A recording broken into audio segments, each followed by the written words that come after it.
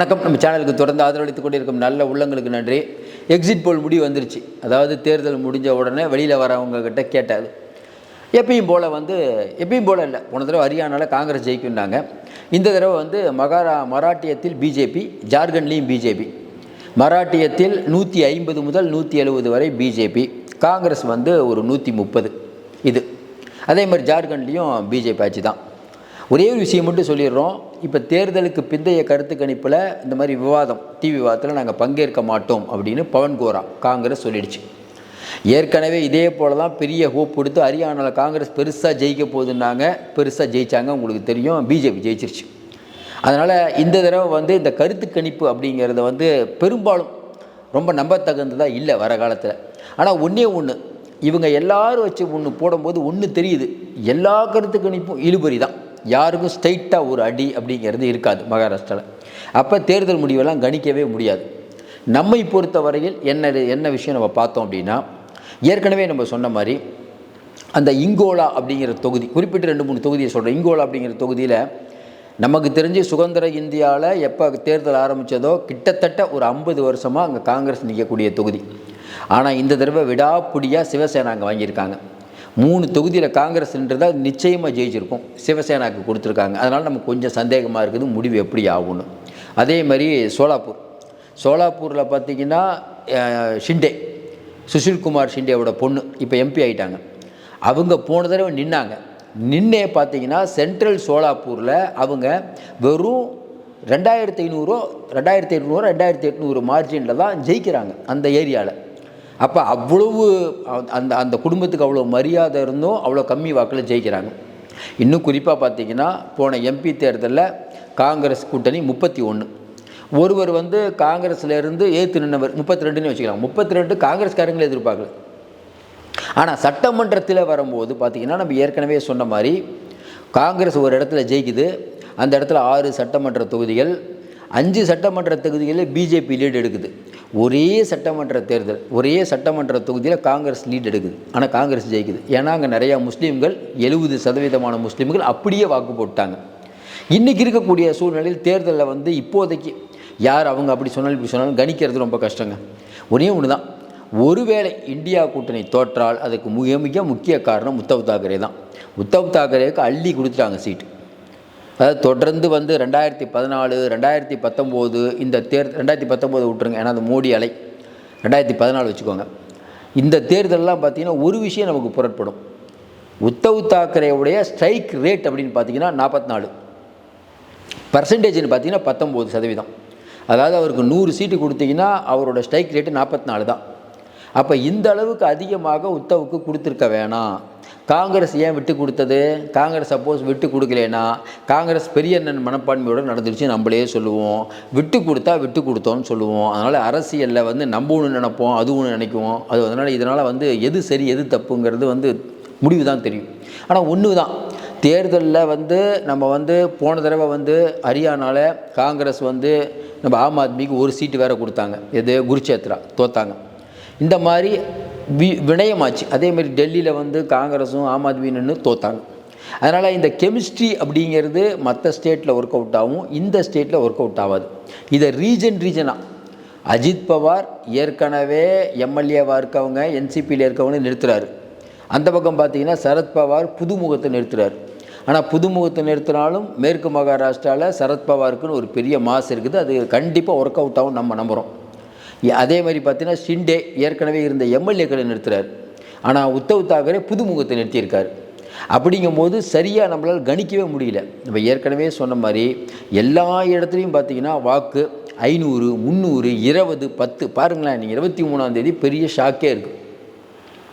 ஏன்னா ரொம்ப ரொம்ப ரொம்ப நெக் டு நெக் ஃபைட்டை தான் நம்ம பார்க்குறோம். இது யாரும் ஒரு ஸ்வீப்பு பண்ணவே முடியாதுங்க இந்த எலெக்ஷனில். அது நடந்ததுன்னா அது வேறு மேட்ரு. அவங்களுக்கு தெரியும் என்ன மேட்டர்னு. இப்போவே நம்ம என்ன யோசிக்கிறோம்னா நெக் டு நெக் அப்படின்னாலே நமக்கு பயமாகுது. நெக் டு நெக்னாலே முடிஞ்சு போச்சுங்க. நெக் டு நெக்னால் அவங்க தாங்க.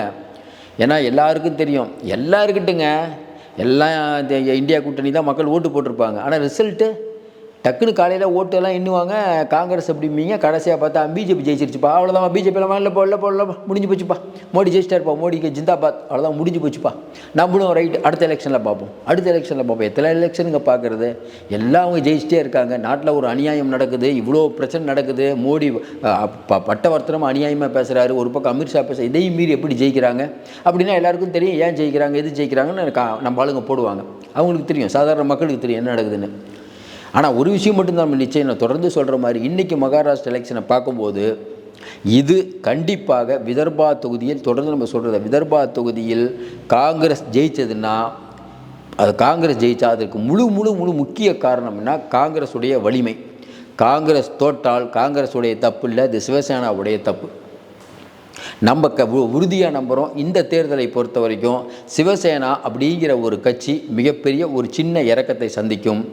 ஏற்கனவே பெரிய உத்வேகத்தை சந்தித்து கொண்டிருக்கிற பிஜேபிக்கு செற்று அடிவிடும். எல்லாரும் சொல்கிறாங்க இல்லை சிங்கிள் லார்ஜஸ்ட் பார்ட்டியாக பிஜேபி வரும். உண்மை, நிறையா சீட்டில் நிற்கிறாங்க, வரலாம். ஆனால் காங்கிரஸ் தொடர்ந்து அந்த எம்பி எலெக்ஷனில் 14 நின்று 13 ஜெயித்தாங்க. அதை காங்கிரஸ் இழக்காதுன்னு நம்ம நம்புகிறோம். இன்னும் கொஞ்சம் அதிக சீட்டில் காங்கிரஸ் நின்றுருக்க வேண்டும். அதுதான் பண்ண தப்பு.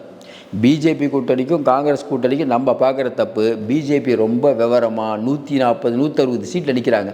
காங்கிரஸ் 115 தான் நிற்கிது. காங்கிரஸ் கொஞ்சம் இறங்கி வந்துருச்சு, பிஜேபி இறங்கி வரல. அவங்க 2 அடிமைகள் இருக்காங்க, அவங்கள வச்சு வேலை பார்க்குது. ஒரு பக்கம் உத்தவ் தாக்கரே, இன்னொரு பக்கம் அஜித் பவார். அதனால் இன்றைக்கி இருக்கக்கூடிய சூழ்நிலையில் நெக் டு நெக் ஃபைட்டு தான், அதில் மாற்றுக்கருத்தில். இந்த இந்தியா கூட்டணிக்கு 110 முதல் 130 வரை, பிஜேபி கூட்டணிக்கு பார்த்தீங்கன்னா 150 முதல் 170 வரை. இப்போ பார்த்தீங்கன்னா எல்லாமே அதுதான் வருது. பிஜேபி தான் 154 எல்லாமே 150க்கு கிராஸ் பண்ணி தான் வரும். அப்புறம் என்னென்னா சின்ன கட்சியெல்லாம் வச்சு அவங்க ஆட்சி அமைச்சிருவாங்க. இப்போவே குதிரை பேரம்லாம் ஆரம்பிச்சிரும்.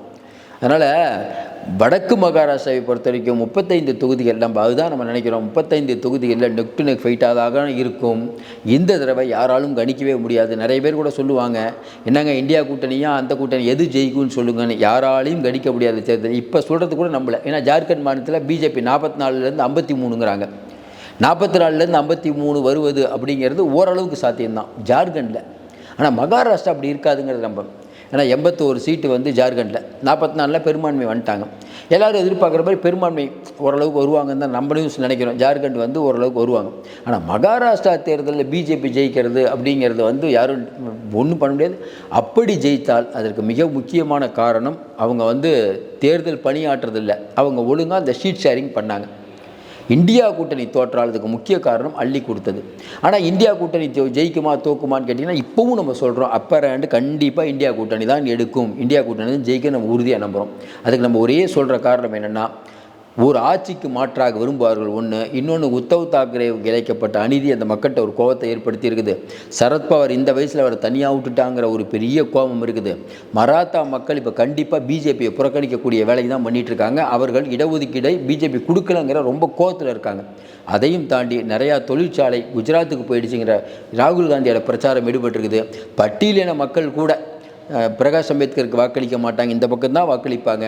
ஒரு மெல்லிய அலை வீசுதாக தான் நம்ம வர்றோம். இவங்க நெக் டு நெக் ஃபைட்டுன்னு ஒரு இல்லாத ஒரு மித்தை கட்டமைக்கிறாங்க. அதுக்கு என்ன காரணம்னா, மக்களை மனசளவில் தயார் பண்ணுறாங்க. என்ன, பிஜேபி ஜெயித்தாலும் ஏற்கனவே பிஜேபி தான் ஜெயிக்கிற மாதிரி இருந்தது அப்படின்னு ஒரு தோற்றத்தை ஏற்படுத்த பண்ணுறாங்க அப்படின்னு நம்ம உறுதியாக நம்புகிறோம். இந்த விஷயத்தை பொறுத்த வரைக்கும் பிஜேபி ஜெயித்தால் அது உண்மையான வெற்றியாங்கிறது நமக்கு 1000 சந்தேகம் உண்டு. ஏன்னா மக்கள் நிறைய பேர் சொல்லும்போது நம்ம இல்லைங்க அதெல்லாம் பண்ண முடியாதுன்னு சொன்னோம். இப்போ நம்மளே சொல்கிறோம் பிஜேபி ஜெயித்தால். ஏன்னா அந்த கேப்பெல்லாம் பார்த்தா எல்லாமே சேர்த்து ஒரு 30 தொகுதி தான் கேப். 30 தொகுதியில் தான் யார் முன்னணிங்கிறதே தெரிய வரும். அந்த 30 தொகுதிகளில் கண்ணை மண்ணை தூவுறதுக்கு பிஜேபி ஏகப்பட்ட வேலைகளை பண்ணும். உங்களுக்கு தெரியும், தேர்தலுக்கு நேற்று முன்னே சுப்ரியா சுலேவோட ஆடியோலாம் ஏன் ரிலீஸ் ஆகுதுன்னு தெரியல. ஏன்னா இவர் அஜித் பவார் திடீர்னு சவடாலெலாம் விடுறாரு. இந்த சவடாலுக்கு பின்னாடி இருக்கக்கூடிய என்ன, ஜார்க்கண்டில் பார்த்தீங்கன்னா ஜேஎம்எம்முக்கு வெறும் 30 சீட்டான். அந்த பக்கம் பார்த்தீங்கன்னா இவருக்கு நம்ம பிஜேபிக்கு 44லேருந்து 56. அப்போ இது கிளியர் கட்டாக பார்க்கும்போது இது ஏற்கனவே ஏதோ முடிவு பண்ணி ஒரு மாதிரி போகிற மாதிரி நமக்கு தெரிஞ்சாலும் நம்பிக்கை தானே வாழ்க்கை, வேறு என்ன நம்ம பண்ண முடியும். நீங்கள் என்ன தான் சொன்னாலும் அல்டிமேட்டாக தேர்தல் ஆணையம் நடத்துது, அவர்கள் சொல்கிறதை நம்ம கேட்க வேண்டும். ஆனால் மக்கள் சக்தின்னு ஒன்று இருக்குது. இப்போ வந்து காஷ்மீரில் இவ்வளோவுக்கு பிறகும் மக்கள் வந்து இந்தியா கூட்டணி ஆதரித்தார்கள். அதனால் நமக்கு இந்த தேர்தல் கூட்டல் கழித்தல் இதெல்லாம் இவங்க கொஞ்சம் தப்பு பண்ணியிருக்காங்கிறது உண்மைதான். அதையும் தாண்டி இந்த 3000ங்கிறது எடுபடாதுங்கிறாங்க, நம்ம எடுபடும்னு நினைக்கிறோம்.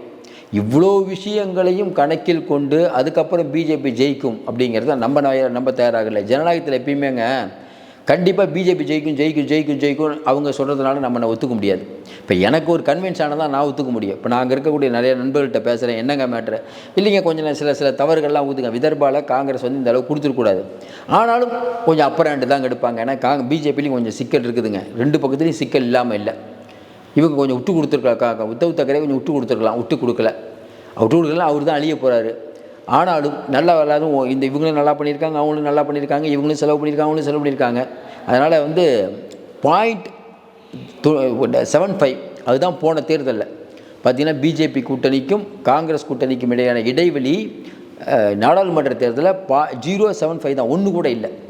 அப்போ அதிலேருந்து பெரிய மாற்றம் வராது அப்படின்னு நம்ம உறுதியாக நம்புகிறோம்.